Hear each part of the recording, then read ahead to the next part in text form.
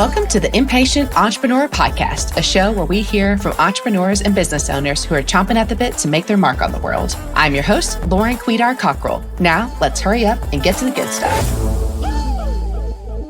Welcome back, everyone. If you're feeling a little burned out when this reaches your ears, you've come to the right place.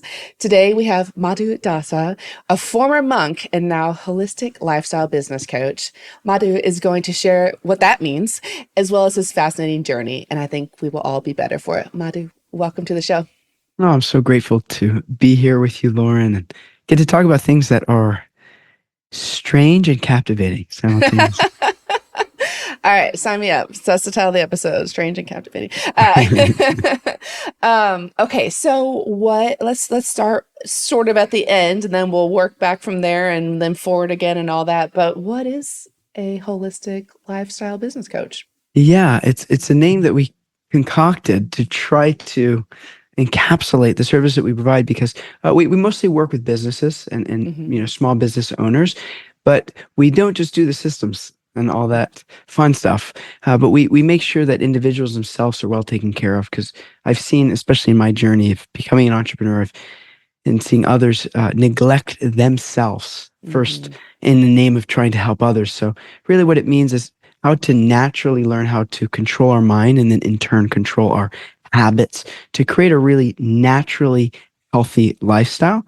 And then in terms, be able to say, have the strength, the mental space and mental clarity to actually serve others and make a stronger impact in their business. And we also, of course, have the fun systems and back end and all that jazz, but it's not just a business, it's not just health, but we make sure both are being tackled simultaneously.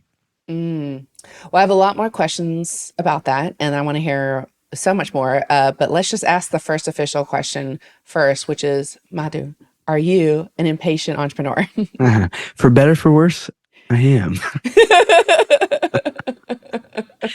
Yeah, it feels like a healthy obligation to be impatient, because a lot of people need help in this world, and it feels out of integrity for me to not be impatient about it. You know, if I know how I would feel if all my teachers who are so generous and kind to helping me, if they took their time with giving me the transmission, I'd be bummed. So I'm proudly impatient about what I do. I love that. A healthy obligation. Yes, that's it. That's why we're impatient. Okay. So, now that we know we're in great company, tell us a little bit more. Okay. So let's go back in time a little bit about how this journey all began, and day one, where were we? Yeah.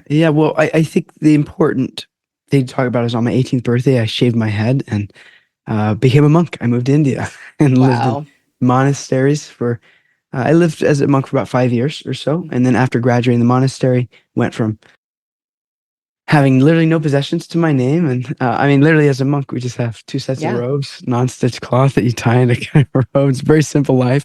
And how I went from having no possessions to creating a 7-figure business online without using any manipulation tactics, or we call it bro marketing, any sales tactics, and how that's done, and how one can actually be of service, change people's lives, but in a way that you're never having to twist arms and all that jazz. And so that's more or less the trajectory that I took that brought us to the place here now, where we try to help others not have to recreate the wheel to be successful. Yeah. And what was there a precipitating moment for you to become a monk, to take, that's a big decision, especially for an 18-year-old to just say, that's the lifestyle my cutie patootie is going to do. Yeah, right. Yeah, totally. It's not so typical. An 18-year-old wants to become a bald, celibate person that lives in like a spiritual frat house. That's for sure. Well, I had read different philosophical texts from the East, from books like the Bhagavad Gita, which teach on dharma, or purpose, and how do we actually learn what our unique gifts to this world are according to our psychophysical nature and our conditioning. How do we take what we have and use it in a way to improve others' qualities of life, as well as what am I, and what is this world around me? And it started to open me up to questions I had, as well as questions I didn't even know I had, and giving me answers to all of the above. And once I started reading these ancient literatures from the East, which date back thousands of years, I realized, wow, I know nothing. especially, I was going to college, and I just, after 3 semesters, nothing against the university, but it wasn't for me. And I was like, I feel like I'm not learning. I want to be learning. So that's when I thought to myself, let's become sense controlled. If I can simply learn how to control my mind and in turn control my senses, then I'll actually be able to control my life, control my future, my destiny, as opposed to what I was doing, was just being carried by the wind. By my eyes want to see something, look; ears want to hear something, listen; mouth wants to eat something, eat. And rather, is how do I actually take a moment and observe and act consciously within this world? And that's when I decided, all right, let's. It was either that or the military, and I'm a big fan of our those in the service, but that wasn't necessarily my direction. But I also wanted to learn, okay, how do I become disciplined in that way? And that's what inclined me in that direction.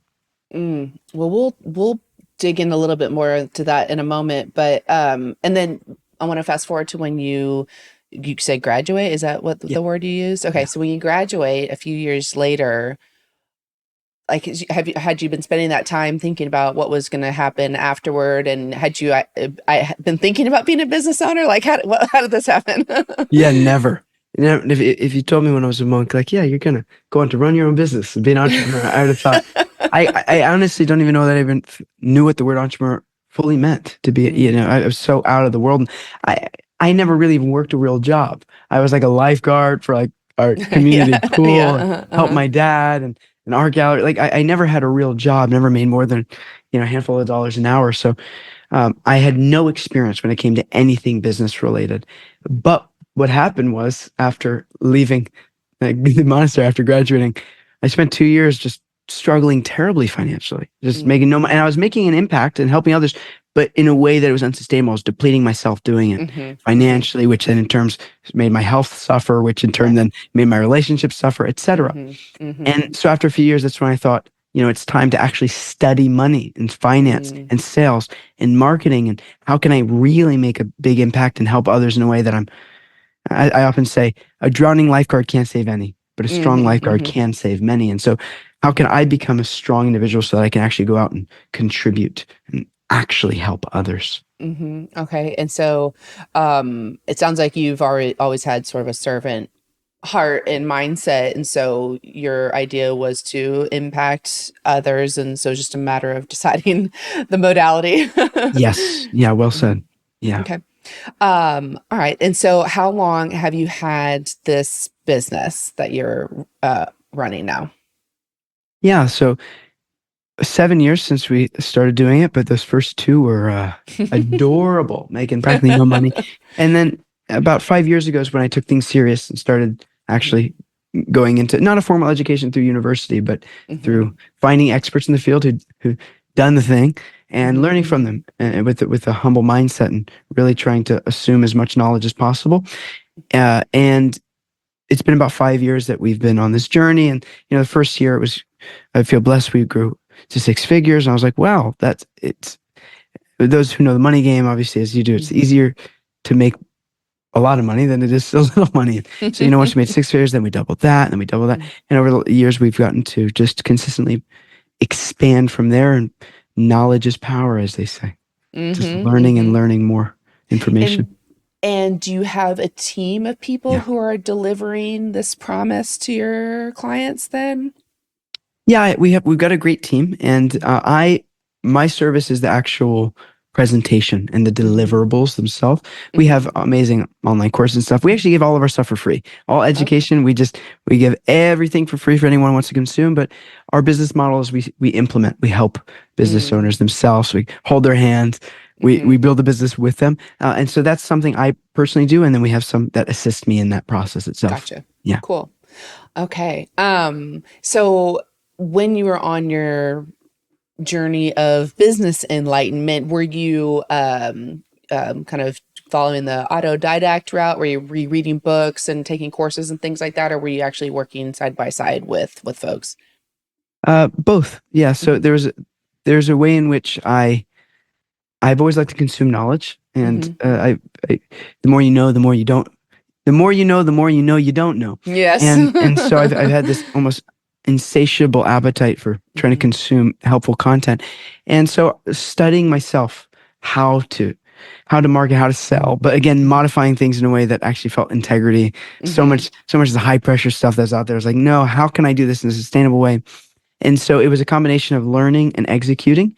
And so I'm a big fan of just taking action, because hence the conversation, I could be a little impatient. Yeah. Yeah. And so, sometimes I see people procrastinate the application as in the name of assuming knowledge. And I'm a big fan of, like, you take it and you give it. Like, as soon as you can learn a little something, you give. And, otherwise, you get consumed with a type of imposter syndrome where people go, oh, I'm never going to be good enough. No one's ever good enough. Is that, like, what is enough anyway? It's like, you just help. If someone's helped you in any way, just help someone else in that same way. It's really straightforward and simple, and don't make any big promises that I'm the best. No, just like, hey, I did this thing. I can help you with this thing if you want.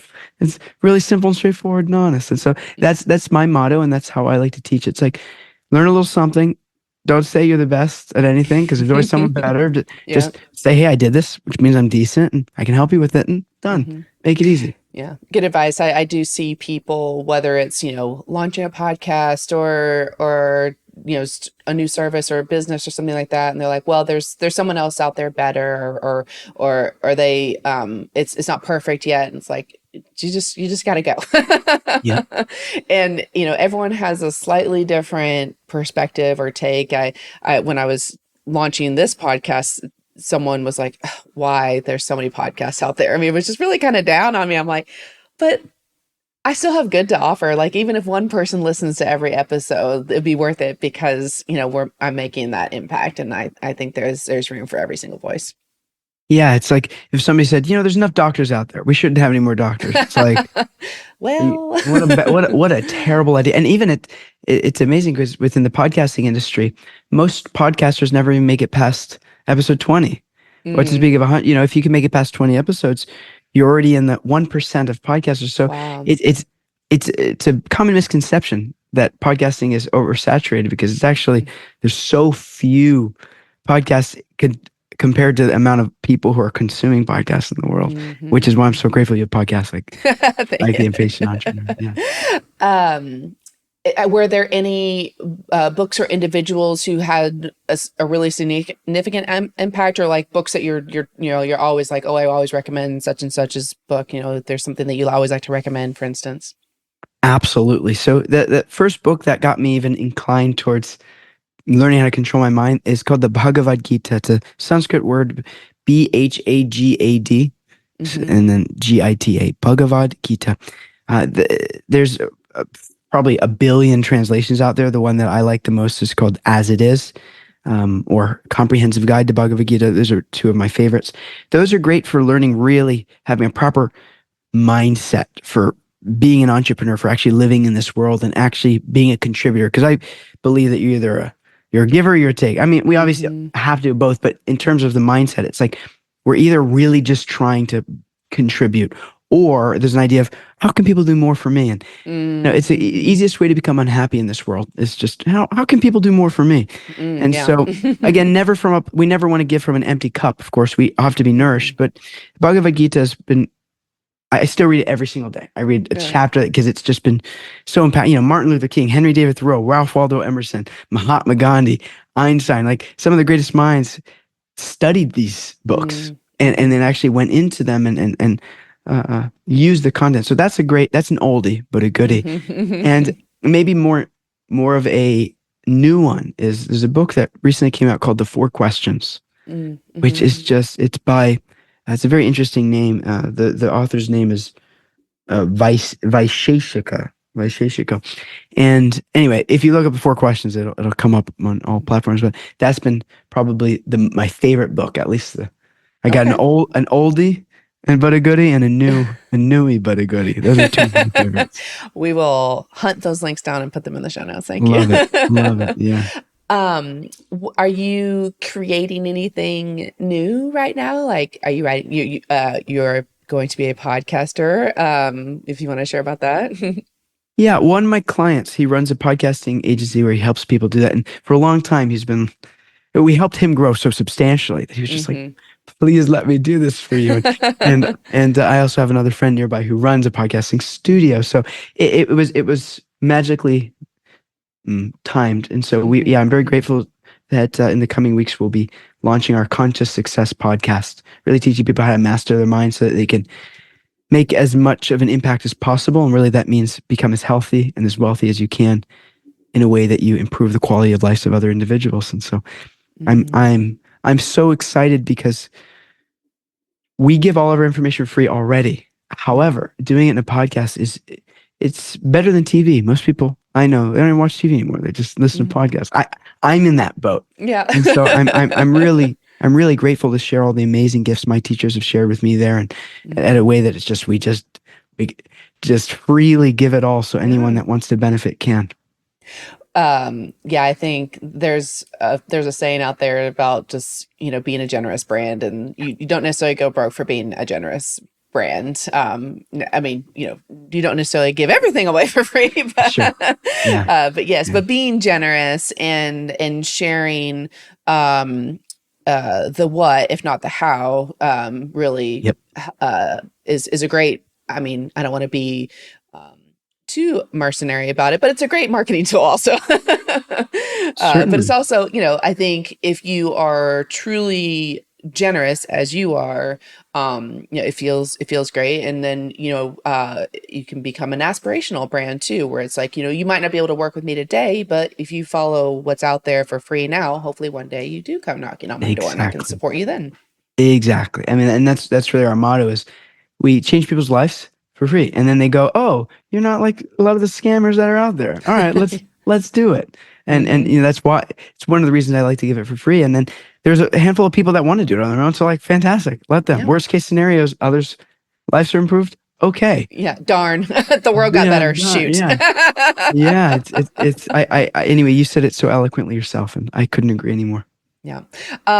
Is there anything other than the podcast that you're particularly impatient about right now?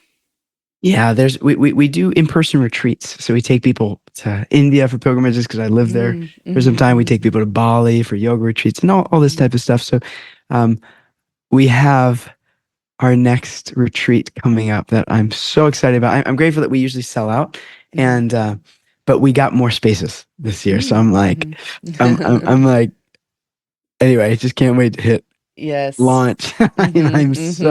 I'm so excited about that. And what to speak of our services called Ascend, where we work with people one-on-one. That's really where I personally get my juice, that connection. Because again, I like to build business with people, not just say, do this, good luck. It's like, get in the weeds, and because the way my brain works well when I get a good challenge, like how do we overcome this obstacle, and how do we find someone better than you at this position and replace you, and so you only do the thing you want. And anyway, these are the things that that when I wake up in the morning, I go, dang, I can't wait to get on these calls today. Nice. That's a good, nice place to be. I don't know if you've ever experienced it in life, but there's certainly been roles I've had, not in my current role as an entrepreneur, thank goodness, but when I've been a W-2 for somebody else, where I've woken up in the morning and just been filled with dread and anxiety and, being in a bad environment. And that's certainly my goal as an employer, to have a strong culture where people aren't waking up in the morning dreading the day. But it's a nice feeling to wake up excited about the day. 100%. Yeah. Do you screen your folks who are one-on-one clients of yours to apply, and then you only accept certain folks? Yeah, we probably talk with about 40 plus people any given month, and we usually only onboard about 2 to 3 because we're very particular. I find that I say every pot has its lid. I'm not a cook myself. I say that too. Yeah.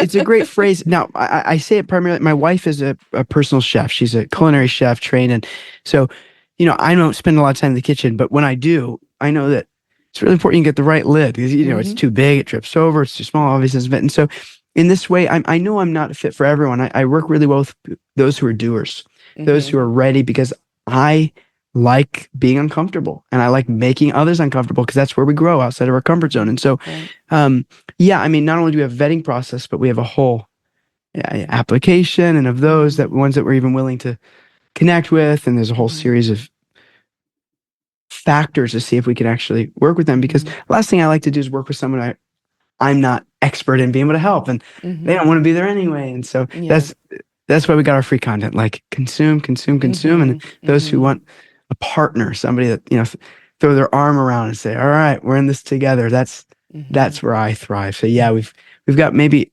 something might even say an annoyingly elaborate vetting process. Well, I think,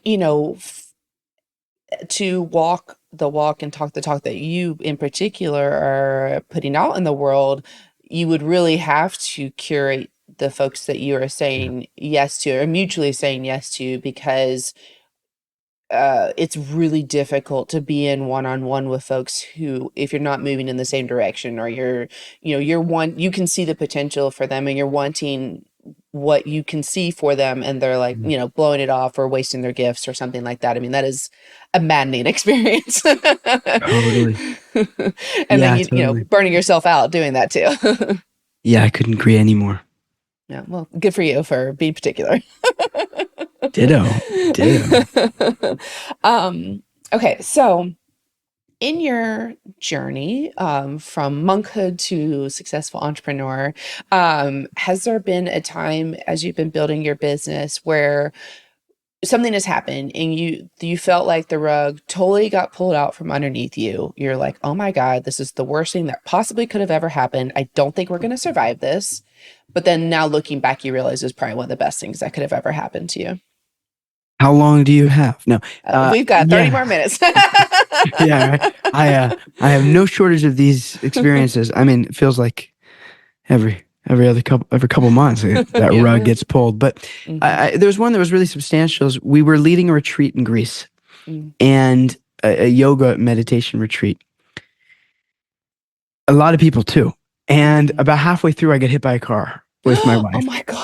Yeah, and we were on a bike. The way you get around is this adorable little island. Those from Greece will really appreciate it. It's an island called Folegandros. Super tiny, about 750 residents that live there throughout the year. Like tiny, gorgeous, untouched type of place. Yeah. Like usually those who live in Greece go there as a secret vacation spot. Okay, so anyway, we brought about 46 people. Wow. And about almost halfway doubled through, the population there. yeah. We just pretty much owned one area of the beach, Karagostasis. And anyway, about halfway through, we were on a four-wheeler, because that's how you get around these tiny islands.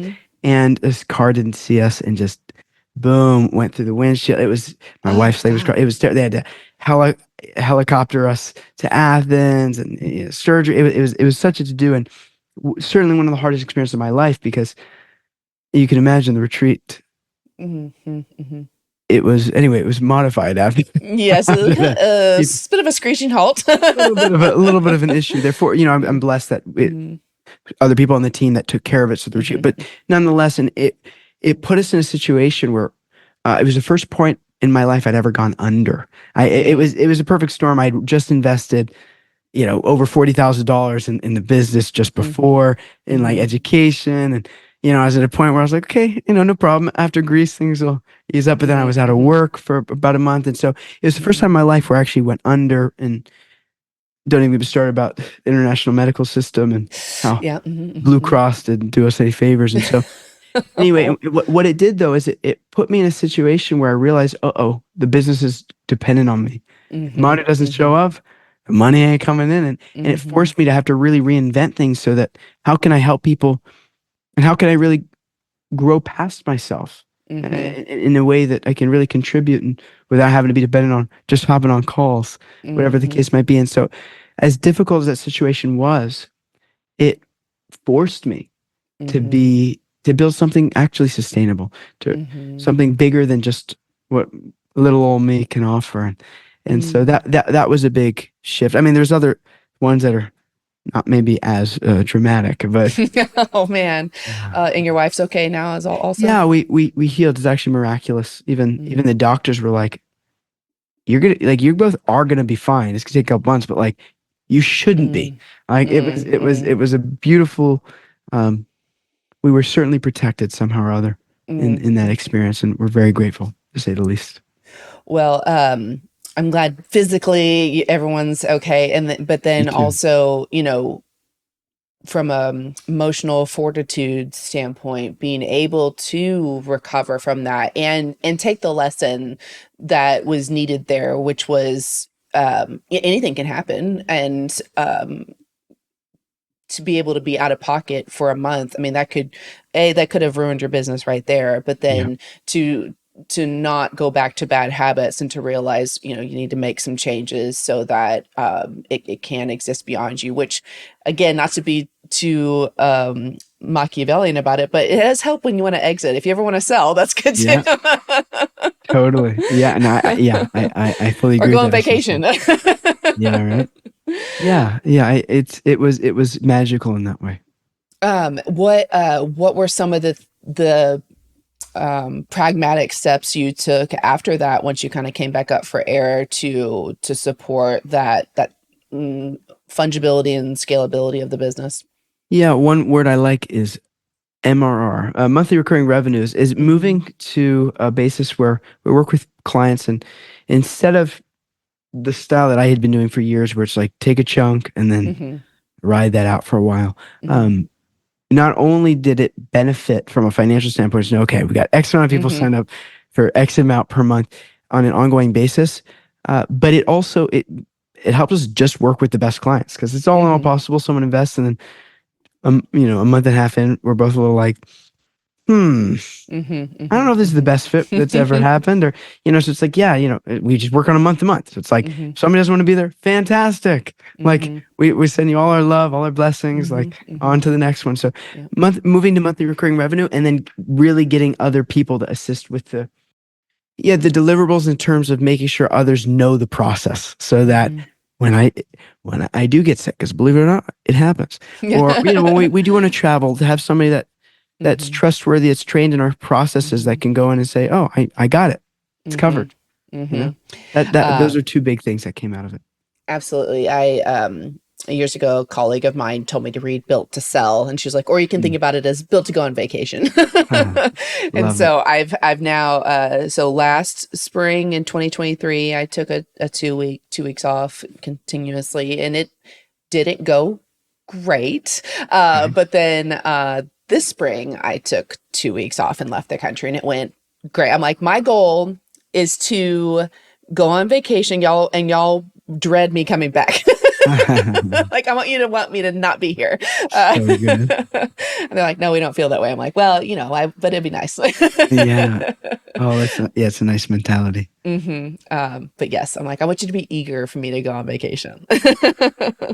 Well, good. Well, I'm glad everybody's all right. And that is a powerful lesson that I hope people are listening.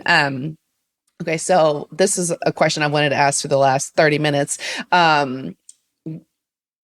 When you were young, first of all, again, I think it's so fascinating that as an 18-year-old, you opted into this monk lifestyle and education. When you were young, was there something about you that, people would from time to time make you feel less than, like, oh, you're so this, that, the other. But now as an adult and you're running this thriving business, you realize it's actually your superpower. Yes, absolutely. So I have reading disabilities, Mm. and so I didn't even read a book cover to cover till I was 16. Oh, I wow. was just so anyway, and I I was always, when I was a kid, I was diagnosed with ADD, and then it became ADHD, and anyway, everyone was always throwing labels on me. I'm grateful that my parents were always very skeptical of it, and like, no, Mm-hmm. don't worry, like this is gonna be a superpower. But you're a kid, Mm-hmm. it's like, no, I'm broken, or whatever it might be. Yeah. And these quote unquote disabilities Mm-hmm. have allowed me to not only think, but operate in a way that is unconventional. And if you Mm-hmm. want a different result, you got to do things differently. And my ability to, let's just say, juggle multiple things at once has really proven to be successful. And also, having a reading disability, I've become decent. I'd like to think really good, but at least decent at taking a lot of information and essentializing, because I'm lazy. I don't want to have to, it's like how to take a lot of things and really make it simple. I'm not the smartest guy in the room. I try not to ever be the smartest guy in the room, and I feel like I'm in the wrong room. And so it's like, I just want, what's the easiest path? What's the simple? I literally keep, some of you will recognize this. Those of you watching, I'm holding up an easy button, which is, I Yes. think, it's a Staples easy button. This is what it sounds like. That was easy. I keep this for my coaching all the time, because biggest breakthroughs with people, they're like, oh, well, this. I'm like, well, what about? And they're like, okay, it's done. And, in 15 seconds, we have a decision made. And I just press the button like, oh, that was easy. Yeah. I like the easy, simple route. And it almost forced me into the simple, lazy, efficient approach. And so certainly I feel so grateful for these quote unquote disabilities, because they've yet to have thwarted success in any way. If anything, they've empowered me. Well, that's good, because I do think, depending on your temperament, you can allow it to hold you back, or you can deploy it as like, well, I can't because this is what's going on with me. But, a lot of successful people that I've had the pleasure of knowing or working with or interviewing, there is a common thread of, no, I took that and made it my advantage. And I figured out how to be more efficient in my content consumption, or how to distill things down. And I do see that from quite often. And I think that's much preferable than allowing it to hold you back. So congratulations. Well, thank you. Yeah. And I firmly believe that as well. And I think it's just a matter of acceptance. If people just are willing to accept themselves and take responsibility for the cards they're dealt with, then everyone will be faced with the reality of their gifts. And it's like, oh yeah, you're different. Fantastic. You don't want to be the same anyway. Your mind might convince you that sometimes, but if you actually think about it, no one wants to be the same. And everyone has these unique gifts. It's just a matter of being honest with ourselves, looking at them, and then employing them. Right. And they all have, they're all double-edged swords. Yeah. One of mine is I'm a deeply empathic person, which can be very painful sometimes. I can physically feel other people's emotions, especially really strong ones like anxiety or sadness or something. And growing up, sometimes I didn't realize what was happening. And so I'm like, why do I feel this way? That's weird. It hasn't been until, I'm in my 40s now. I mean, it's been in the last maybe 10 years that I've really understood that. But however, it makes me really great at what I do. And so it's just a matter of managing it, like yours, like mine. I mean, we all have these gifts, and we can treat them as burdens, or we can treat them as the gifts they are. Okay. So, $1 million question. What is one piece of advice? I'm sure you have lots of them, but one piece of advice that you can give our listeners that they can do to make their lives and businesses stronger and better? Yes, it's one piece of advice, but I'm gonna take it from two different angles. Okay. The advice is serve sustainably, and really what that means is develop a mindset of contribution, never from a place of draining yourself, but as you were so expertly saying earlier, this mood of generosity is, if we can just adapt a sense of, I'm just here to provide value for others, you will be rewarded in ways inconceivable to you right now. The dichotomy is that we think, oh, I need to take in order to receive, but it's never the case. And that's why we see people who are quote unquote so successful. Like, what do they do in their free time? They're philanthropic. People have everything, and they're like, but now I'm not happy. What I want to go give back. And they put themselves in humble positions just to provide, to give food to those in the need, or give shelter, or charitable acts, because real happiness and contentment in life comes from giving, contributing, serving. And so the advice is, to the extent that we can develop a mood of service and contribution, you will be happy and you will be successful. The little caveat, the little two-part is that it isn't, I say serve, but sustainably. Means never do it in a way where you are depleting your resources if you can't immediately go restore yourself after. And so the sustainable element, I think, is so essential. And what's missed, sometimes people are like, just serve, and now, oh, I'm depleted. Right. Or don't serve, and okay, now I have these things, but I'm unhappy. No, serve sustainably. So give, but do it in a way where you actually develop a system that you can serve and it still works for all parties. And, never this competitive mindset. Let everyone win. Everyone deserves to win, not just me or not just you. Everyone wins. And there are options to do that. There are ways to set up life, ways to set up our business in a way so that everyone can be a winner. And we do that by learning to serve sustainably. Great advice. I love it. Okay. Where can people find you online?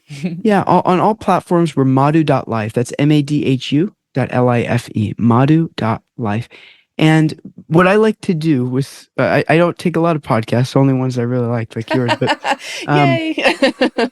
what I'd like to do is I have a little gift for those who have come through this podcast. And if you find us on any platform, that's madhu.life, madhu.life, that's our website domain, that's on all of our socials, our YouTube, et cetera, et cetera. If you find us there and you send us the message, I'm thinking we do impatient. If you send me the word impatient, that's how we'll know you're coming from here. Not only will I give you access to our free community, which we give all our resources from holistic health to conscious business to mindset. I mean, tons of free content there.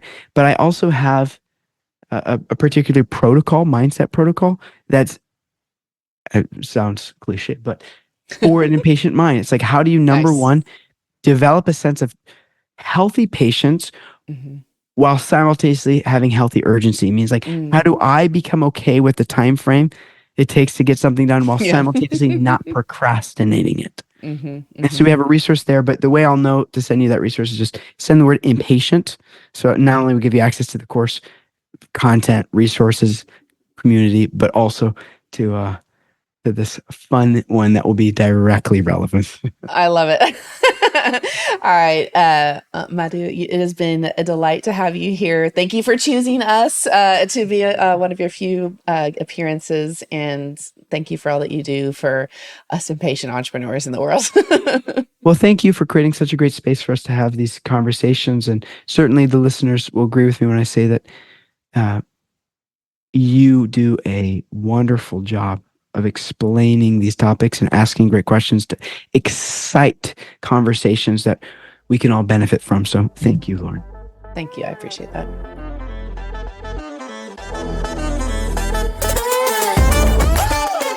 Thanks for listening to The Impatient Entrepreneur. Love the podcast? Be sure to share it with a friend or colleague and give us a 5-star review. You can also chat with us on Instagram or Facebook at The Impatient Entrepreneur Pod. Want to star on a feature episode? Head over to theimpatiententrepreneur.com to inquire. Thank you to the team at Quidar & Co. for believing in me and bringing this podcast to life. And thank you to Carson Childers for mixing and editing this episode. I can't wait to see you next time.